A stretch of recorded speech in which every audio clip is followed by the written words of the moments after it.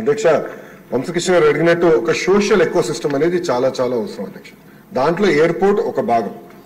Bhogapuram airport విషయంలో చంద్రబాబు నాయుడు గారు ఇప్పటికీ చాలా స్పీడ్ గా పనులన్నీ పరిగెత్తిస్తున్నారు అధ్యక్ష. అంతేకాకుండా భారతదేశంలోనే అతి పెద్ద కన్వెన్షన్ సెంటర్ కూడా ఏర్పాటు చేసే దిశగా మన ప్రభుత్వం పనిచేస్తున్న అధ్యక్ష. అది విశాఖపట్నానికి వస్తుంది అధ్యక్ష. అంతేకాకుండా ఎయిర్పోర్ట్స్ క్షమించాలి హోటల్స్ కూడా అధ్యక్ష. అది నా డిపార్ట్మెంట్ కాకపోయినా దుర్గేష్ గారు డిపార్ట్మెంట్ అది.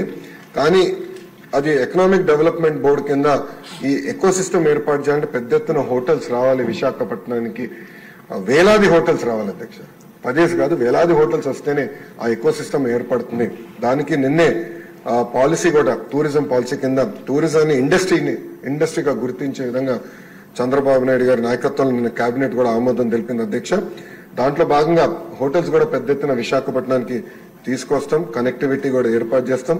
కన్వెన్షన్ సెంటర్ కూడా తీసుకొస్తాం. ఇది ఒక భాగం. ఇంకొకటి పెద్దలు అన్నట్టు ఐటీలో ఉన్న టాప్ 100 కంపెనీస్, టాప్ 20 కాదు, టాప్ 10 కాదు, టాప్ 100 కంపెనీస్ ఆల్రెడీ నేను ఇనిషియల్ డిస్కషన్ స్టార్ట్ చేస్తాను జరిగింది అధ్యక్ష.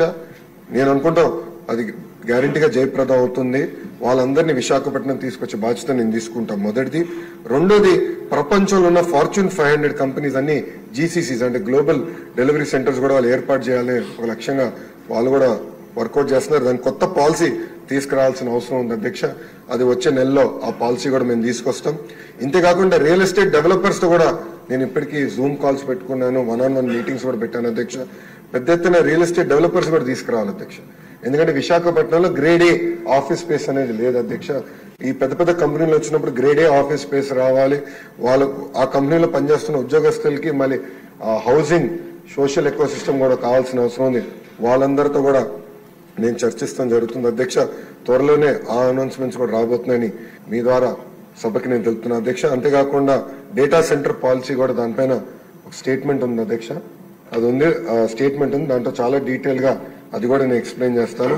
అంటే పాలసీస్ ఒక పక్కన, అవుట్ రీచ్ ఒక పక్కన, సోషల్ ఎకోసిస్టమ్ ఇదంతా మేము ఒక సమగ్ర యాక్షన్ ప్లాన్ అనేది మేము తయారు చేస్తాం జరిగిన అధ్యక్ష.